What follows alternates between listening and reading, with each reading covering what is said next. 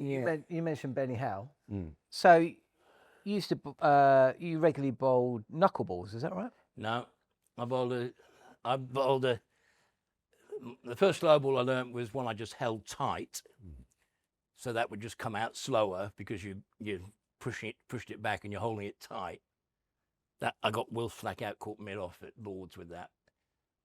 But I saw Steve Waugh bowl slow ball at the back of his hand in Australia. Like the wrong and the proper topspin one. Yeah. Just but with his wrist locked, he'd bowl a slowie. And I went to training that Tuesday from my club in Perth and practiced out. First of all, I'd gone in the garden. I had a net in the garden, so I was bowling him in the nets, and I found it's going straight. So I tried it at training in the week with my club side, and it came out all right. So I bowled it on the Saturday in the first grade game. I got 2 wickets with it. I got an LB and a caught and bowled. But I told the bowler I was going to beam him, the batsman. I went up to him and gave him I've heard you've been talking about me. He was like, what? I went, I'm gonna bowl it straight at your head. So I went back and came out the back, and he went to thought it was a full toss. Went to duck, and I got him LB. But yeah, I mean, Ian Harvey was the one who at Gloucester who had it down pat. There's been Faulkner, left armour for Australia, as a good one. But these days they've all got them. But the knuckleball, to teach yourself to, as you're loading up, to roll your top of your fingers behind it. But no, I never bowled that one. Adam Hollyoak had a few good ones. So your slow ball was holding the ball deep and back of the hand. You didn't have anything. Yeah, I had an off spinner slow ball, but that's just. Yeah. But if you played generally at the end of my career, every ball was slow. I remember Richie commentating and going, "Oh, yes, that's a good slow ball by Reeve," and I watched it on the telly, and it wasn't my slow ball. But I mean, if you played now, so a lot of the young cricketers, they're on Instagram all the time. They're watching clips of cricket around the world, and I'm talking about young professional cricketers, not just everyone else. And they're looking at new slow balls, new techniques, all these things. That would have been perfect for you, right? Your ability to just be on your phone, flicking through bowlers from all around the world, finding new tricks, and batters all around the world finding new tricks would have been like your dream state, wouldn't it? Yeah, I mean, one of the joys of coaching is, if you can get a nice shiny ball that swings, if you can actually teach someone to bowl an in-swinger who's never bowled one, who thinks they can't because they've got an outswing action, but, instead of having your hand here at release for an outswinger, if you lock your wrist, right, over the top of the ball, angle the seam to fine leg, but if you lock your fingers over the top at release, the ball will go in, even with an outswing action. But your length is going to be, the ball's going to go halfway down because your fingers are on top instead of behind. So that takes a bit of working out. But, that grip, the claw, I call it, that was shown to me by Bob Cottam at Warwickshire. And, I'd bowled an innie, but it was, I'm going to open up and do this. And it was quite obvious and not as fast. But suddenly I was bowling an innie at pace and the ball going later. And, I remember getting Steve Marsh out with a full toss at Tunbridge Wells. Couldn't quite get the length as accurate, but I got him out first ball with an innie. So it became like a weapon I hadn't had. Yeah. And that was down to Bob Cottam's coaching. So passing those things on, when I did have a day with England, I took Chris Jordan to the middle and I showed him.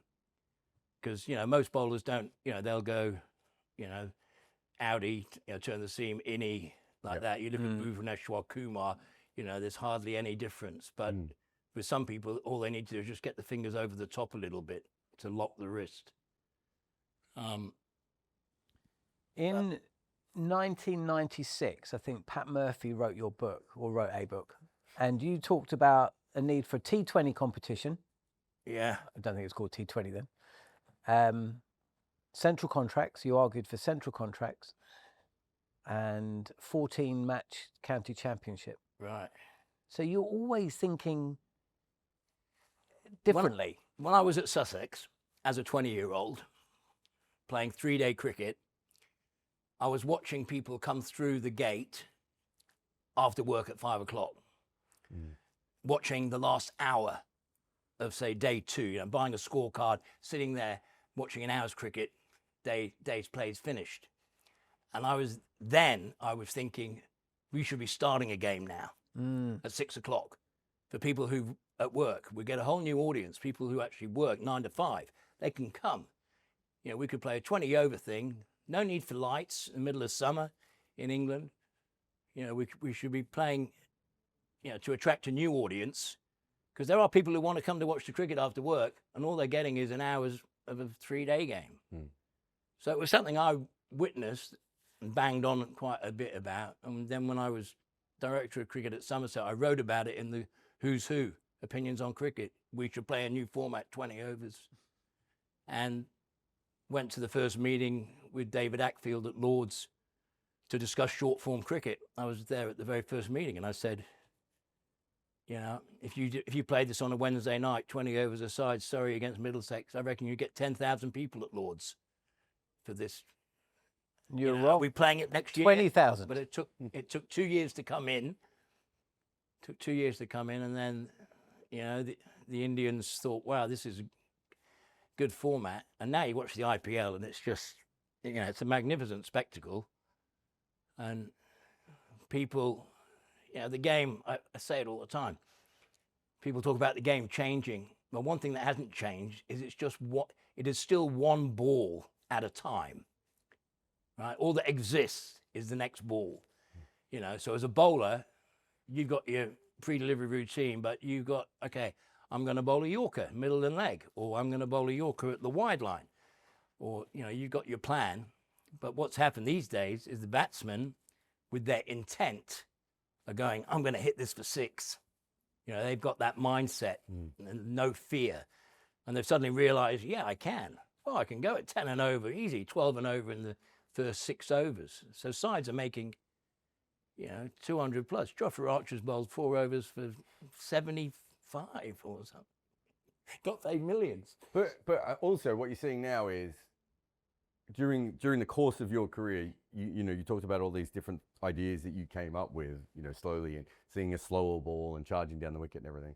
What T20 cricket's also doing now is forcing a lot of cricketers to think like you, right? Because they have to think about it from an entrepreneurial system now, and they have to think about how I get my next contract. Whereas before it was more, if I'm playing county cricket, I want to make sure that I get a contract next year and keep my wage. Whereas a contract next year in the IPL could be, you know, 500,000 more. And you look at someone like Sunil Narayan, who every year comes back with a new delivery or a new style.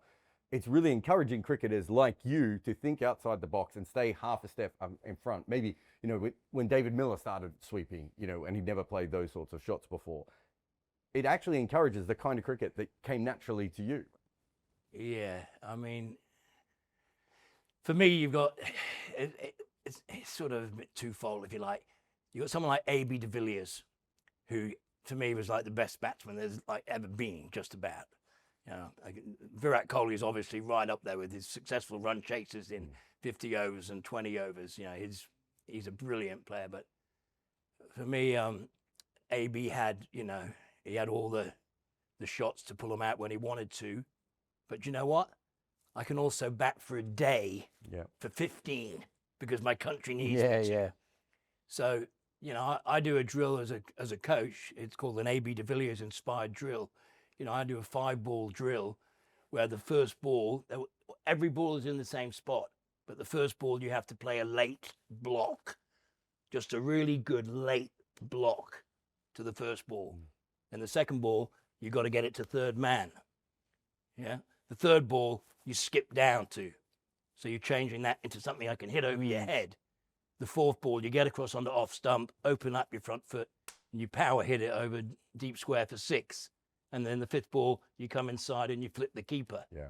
You know, and I call it an A.B. de Villiers inspired drill because the only thing that's changed is your intent. The ball is exactly the same, just your intent. Do I skip down to that, or do I defend it? And, you know, for me, that's, the game's changed where batsmen used to just bat and allow the ball to come and then move to the ball. these days there's so much, you know, predetermination or premeditating that goes into it. So they're skipping down to change it into a half volley, or they're, you know, 45s up, so they're getting across and flipping it over short fine leg. I played that against Kapil Dev at Chandigarh in 1993, but I learned to play those sort of shots because I couldn't hit it like Graham Hicks straight. You know, so to see Hickey get across too far with his front foot and play a paddle and miss it and get bowled, I'm like pulling my hair out going, you don't need to play that shot, Hickey. You know, you might only get, but I have seen Sachin premeditate with a paddle, you know, so, you know, the best in the world have, you know, Joe Root, you know, I love it, you know, to see him. He'll play suddenly in a test match, he'll reverse sweep first ball if the field's set a certain way. So, you know, that shot and that premeditation has definitely, you know, changed the game. But, you know, when Joe Root decides, all right, against a medium pacer, I'm gonna reverse flip it over gully for 6 down to third man. I'm not sure how many times he's done that. You know, if you counted how many times it's gone for 4 to him getting out doing it, you know, is it 50 runs? Does he get 50 runs per dismissal? Because that's what he's averaging with the bat. So, What was it like to talk cricket with Bob Woolmer? Yeah, no, Bob was absolutely an innovative thinker. You know, he was very keen, you know, as I was on the, you know, premeditating when the field's set a certain way. Bob was also a big, you know, drive with the power in your bottom hand, and he was very big on having a shoulder turn, meet the ball late, so that you'd you drive the ball, but it's a bit like a cut shot drive. The ball whistles away because you've done a little bit of a shoulder turn. I tried it and I kept getting bowled through the gate, and I went back to. Is that like more like the modern Josh Butler type of shot? Is that what you mean? Where he's almost like it's almost like a hockey slap rather than. Josh was at Somerset as a kid watching. I'm sure, because I think he came up to me and I gave him my Somerset shirt with Reeve on. I think he might still have it. But Josh Butler, the way he cracks his wrists, okay? So when I do it as a drill, and it's a Virat Kohli inspired drill, where you throw the ball and people have to drive it, but you have to crack your wrists on the shot as opposed to push. Yeah, so in order to do that, you have to meet the ball late in order to be able to crack your wrist. So you're meeting the ball late, you get a big stride in with your front foot, so you've got that power base. So energy to your hands comes from the ground up. That's where the energy comes from, the ground up. So if you've got a base, there's more energy that can come up, right? But if you wait, and if you throw a ball and make it bounce once, twice, 3 times, and the person's got to play it there, they'll end up realizing that's where they should meet the ball by doing that drill. But you've got to crack your wrists on it. So, and Josh Butler, that's what Josh does. So I think they've done some research. It's like, you know, a golf swing. If you know, it's going to accelerate if you turn your wrists on it, as opposed to a check drive. Well, it's also like, and it just goes back to Bob Woolmer's book and you working with him and everything. Like, traditionally, the idea was to meet the ball out in front, whereas everyone else in golf and tennis and baseball are hitting the ball under their eyes. Yeah. Right? And so the old technique of getting the elbow out, you can get your hands too far ahead. You really want to hit it under your eyes. Yeah. So how should you do throwdowns? Just with your bottom hand. So that's what we did at Warwickshire. Yeah. So we'd have throws. People would throw the ball. Yeah. But you only have your bottom hand on the bat. So you're meeting the ball. So you're driving just with your bottom hand. Yeah. Then you put your top hand on and go, oh yeah, that's where I should be meeting it. Because if you've got your top hand on to start with, like you say, you're going to meet it out in front. Yep. Which is where you don't want to be. If it holds up, it's going to go in the air. So bottom hand drives, throwdowns with just your bottom hand. I'm very keen on those. I do those a lot when I've coached my teams out in Australia, and great fun when you see it click.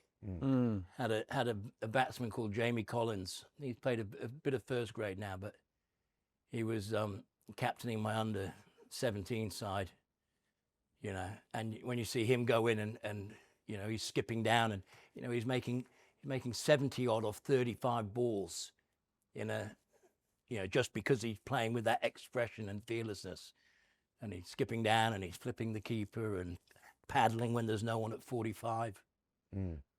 So